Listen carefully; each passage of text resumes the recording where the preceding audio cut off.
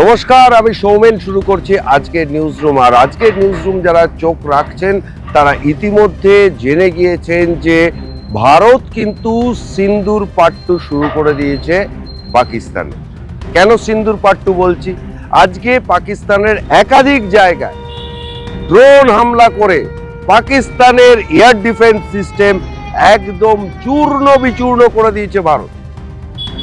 যে SQ-9 যে air defence নিয়ে পাকিস্তান গর্ব করত, এই এয়ার ডিফেন্সটা চায়না পাকিস্তানকে সরবরাহ করেছিল। সেই SQ-9 এয়ার ডিফেন্স আজকে ভারতের ড্রোন আক্রমণের সামনে কার্যত ভেঙে চুড়ে তছনছ হয়ে গেল। এর আগে যখন সিন্দুর অপারেশন পার্ট 1 হয়েছিল তখনও কিন্তু এই SQ-9 এয়ার ডিফেন্স ভারতীয় বিমানগুলোকে চিহ্নিতই করতে পারেনি। আর আজকে একেবারে পরপর বিস্ফোরণে কেঁপে উঠল কোথায়? রাওয়ালপিন্ডি থেকে লাহোর, ভাওয়ালপুর, একাধিক জঙ্গি ঘাঁটিতে আজকেও কিন্তু ভারত কিন্তু অতর্কিতে পাকিস্তান কোন রকম প্রতিরোধই করতে পারেনি। এবং আজকে বেশ কিছুক্ষণ বাদে যখন হোশ ফিরল পাকিস্তানের, ততক্ষণে ভারতের প্রতিরক্ষা মন্ত্রী আজকে দিল্লিতে বৈঠক করেছেন, সর্বদলীয় বৈঠক করেছেন এবং ভারতীয় সংসদের সমস্ত বড় বিরোধী নেতাদের নিয়ে বৈঠক করে ভারত কি লক্ষ্যে পাকিস্তানে কাজ করছে সেই লক্ষ্য কিন্তু পরিষ্কার করে দিয়েছেন। তাই পাকিস্তানের জনগণ কিছু বোঝবার আগেই কিন্তু কাজ হয়ে যাচ্ছে। তাই পাকিস্তান বুঝতেই পারছেন কতটা কাগুজে বাঘ। বাস্তবের মাটিতে পাকিস্তানের কোনো ভিত্তিই নেই। সেই জায়গায় দাঁড়িয়ে ভারত কিন্তু অপারেশন করে ভারতীয় গণতন্ত্রের যে পিলার, সেই সংসদীয় গণতন্ত্রের পিলার অনুযায়ী বিরোধী দলের নেতাদের আজকে বৈঠক করে জানিয়ে দিয়েছে ভারত কি কাজ করেছে পাকিস্তানে। এবং ভারতের সমস্ত রাজনৈতিক নেতারা, বিশেষ করে বিরোধী নেতারা একযোগে কিন্তু ভারতের এই পদক্ষেপকে সমর্থন জানিয়েছে। যখন ভারত একটা সার্বিক ঐক্যমত্যের ভিত্তিতে এক দেশ এক প্রাণ হয়ে শত্রুদের নিধনের চেষ্টা করছে, সেখানে কিন্তু পাকিস্তানের রাজনৈতিক নেতৃত্ব অর্থাৎ জাওয়াদ শরীফের সরকার একরকম বলছেন, আর পাকিস্তানের সেনা প্রধান ওয়াসিম মুনির সে তো মুখ লোকানোরই জায়গা পাচ্ছে না। তার জারিজুরি হুঙ্কার সব কিন্তু ধুলোয় মিশিয়ে দিয়েছে ভারত সরকার, ভারতের সেনাবাহিনী। এই জায়গাটাই হচ্ছে পার্থক্য।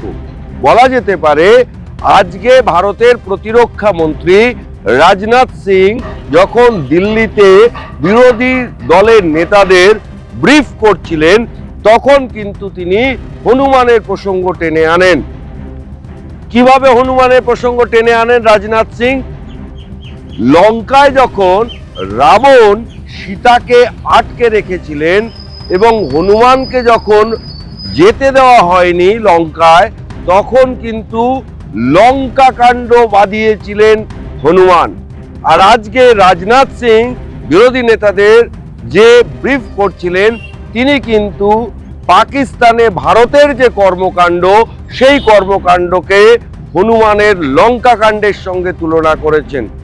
প্র্যাকটিক্যালি পাকিস্তান বুঝতে পারছে না কোন দিক থেকে কিভাবে ভারত আক্রমণ করবে।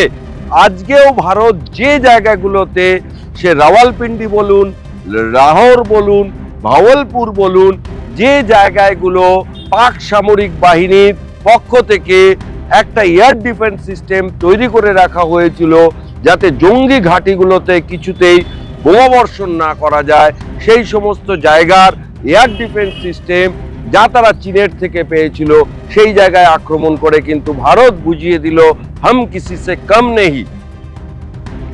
আর আজকে এই দিল্লিতে সর্বদলীয় বৈঠকের পর কি বললেন আসাউদ্দিন ওয়েসি, রাখবো তার বক্তব্য, যা শুনলে চমকে উঠবেন অনেকেই।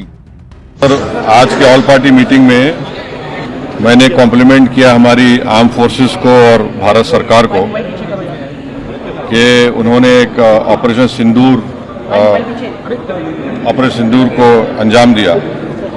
मैंने अपनी बात में ये कहा कि एक इंटरनेशनल कैंपेन हमको चलाना चाहिए टीआरएफ के खिलाफ, और ख़ास तौर से सिक्योरिटी काउंसिल इसको डेजिग्नेट करे, और हमको यूनाइटेड स्टेट्स ऑफ अमेरिका को ये बताना है कि वो अपने ही मुल्क में इसको फॉरेन टेररिस्ट ऑर्गेनाइजेशन डेजिग्नेट करे। और क्योंकि आप देखेंगे फरवरी 2025 में हाफिज सईद के बेटे हाफिज अब्दुल रऊफ की एक स्पीच है पीओके में, जिसमें उसने कहा कि 2025 तमाम साल हम लोग जिहाद करेंगे। तो ये जिहाद का नाम लेकर, ये भारत में गलत नाम लेकर कत्ल करना चाहते हैं, आतंक फैलाना चाहते हैं। तो यूएस को हम रिक्वेस्ट करें, उनको लॉबी करें कि ये टीआरएफ को एक फॉरेन टेररिस्ट ऑर्गेनाइजेशन बनाए, पाकिस्तान को एफएटीएफ के ग्रे लिस्ट में डाला जाए।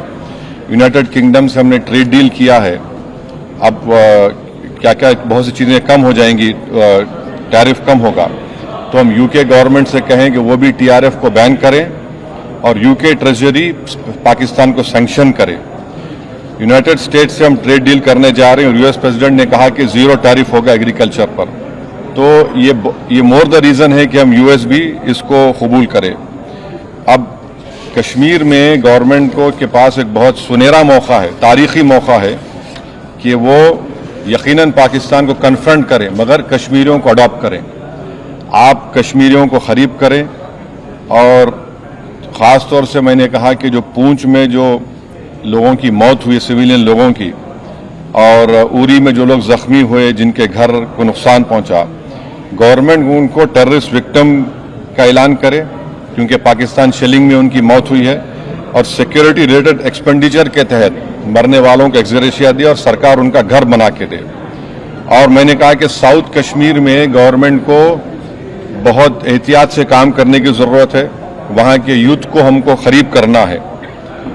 और जो ऑपरेशन सिंदूर हुआ, उसका मेरी नज़र में सबसे बड़ा इम्पोर्टेंस ये है कि मुरीद की और भावलपुर पर अटैक होना, ये नॉन टेररिस्ट ऑर्गेनाइजेशन के हेडक्वार्टर्स हैं। ये बहुत अहम बात है जिसको हमको समझने की ज़रूरत है। मिलिट्री स्ट्रेटेजी वाइज आप देखेंगे, अब हमारे देश के लिए दो फ्रंट पे हॉस्टिलिटी होगी, एलएसी और एलओसी पर। इसलिए कि जब 16 में उरी हुआ, 2019 में हम बालाकोट किए, आज हमारी 50,000 फौज गलवान और पे बैठी हुई है। तो ये टू फ्रंट हॉस्टिलिटी को हमको देखने की ज़रूरत है। चाइना से हम इतना एक्सपोर्ट कर रहे हैं, इंपोर्ट से ज़्यादा एक्सपोर्ट, चाइना से इतना इंपोर्ट कर रहे हैं, एक्सपोर्ट से ज़्यादा हो रहा है। तो हम चाइना पर भी इम्प्रेस करें कि वो पाकिस्तान को, टीआरएफ को, जितने टेररिस्ट वांटेड हैं इंडिया, उसको हवाले करें। और गवर्नमेंट से मैंने गवर्नमेंट से कहा कि आपने अच्छा जवाब दिया ओआईसी को, और तुर्किया को हमको समझाना है कि तुर्किया पूरे विश्व में एक ऐसा कंट्री है जो अपने ही देश में जो टेररिस्ट ऑर्गेनाइजेशन है कर्ड्स, उनको बॉम्ब करता है। इराक में जब तक उनसे डील नहीं हुई वहां बॉम्ब करता था, अब सीरिया में भी बॉम्ब करता है वो। तो तुर्किया को समझाने की जरूरत है कि जब आप कर्ड्स के ऊपर जो टेररिस्ट ऑर्गेनाइजेशन है उनको आप एक्शन ले सकते, तो भारत पे क्यों वो सवाल उठा रहे हैं। और हमने कहा कि ये आज पाकिस्तान इसको और एस्केलेट ना करे। इस सिलसिले में आज ईरानियन फॉरेन मिनिस्टर दिल्ली में है, सऊदी फॉरेन मिनिस्टर भी दिल्ली में है। और जो देश में मैंने कहा कि जो एक यूफोरिया है, इसको सरकार को देश को और मुत्तहिद करने के लिए और देश को ताकतवर बनाने के लिए इस्तेमाल करना पड़ेगा। और जो लोग मैंने जिक्र किया, हिमांशी उस बच्ची का जिसने अपने पति को खोया 6 दिन की शादी के बाद, कि किस तरह सोशल मीडिया पर उसके ऊपर रिकेक हमले किए गए। और आखिर में मैंने कहा कि न्यूयॉर्क टाइम्स, रॉयटर्स और CNN ने एक कहा कि बठिंडा में एक रफाल गिरा है।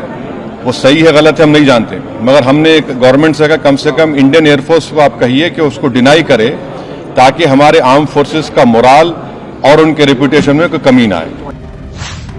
শুনলেন আসাউদ্দিন ওয়েসি কি বলছেন। আর অন্যদিকে পাকিস্তানের তরফ থেকে কিন্তু কোনো বিবৃতি কিন্তু প্রকাশ্যে আসছে না। পাকিস্তান কিন্তু বলা যেতে পারে একেবারে ব্যাকফুটে চলে গিয়েছে। আর এর মধ্যে দর্শকদের আরও একটা ব্রেকিং দিয়ে দিই, গতকাল পাকিস্তানের শেয়ার বাজার হু হু করে পড়ে গিয়েছিল, আর আজকে পাকিস্তানের শেয়ার বাজারটাই বন্ধ হয়ে গেল।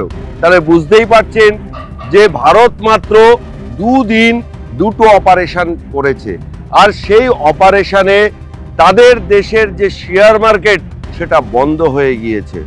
ভাবতে পারছেন, এই যেখানে দেশের বাস্তব পরিস্থিতি, এই যেখানে দেশের অর্থনৈতিক পরিস্থিতি, সেখানে দাঁড়িয়ে তারা কাগুজে বাঘ হয়ে এতদিন ভারতকে চোখ রাঙাচ্ছিল।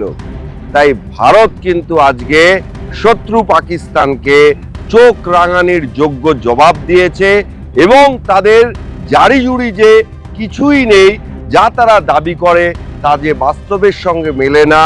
SQ-9 চীনের থেকে প্রাপ্ত হাই ডিফাইন্ড যে এয়ার ডিফেন্স সিস্টেম, সেটা ব্রেক করে দেখিয়ে দিল যে জিনিসটা আদতে চীনা পণ্য। এবং চীনা পণ্য সম্পর্কে আর যাই হোক, আম সমুদ্র ভারতে যে গল্প চলে যে চীনা প্রোডাক্টকেও বিশ্বাস করা যায় না, তাই এক্ষেত্রেও পাকিস্তানের সেই চীনা এয়ার ডিফেন্স সিস্টেম বিশ্বাসঘাতকতা করলো, সে কথা বলাই যায়। আজকের নিউজ রুম এই পর্যন্ত। সমস্ত খবর এবং আপডেটের জন্য চোখ থাকুক নিউজ পোল বাংলায়। নিউজ পোল বাংলা, খবর বিশ্বজুড়ে।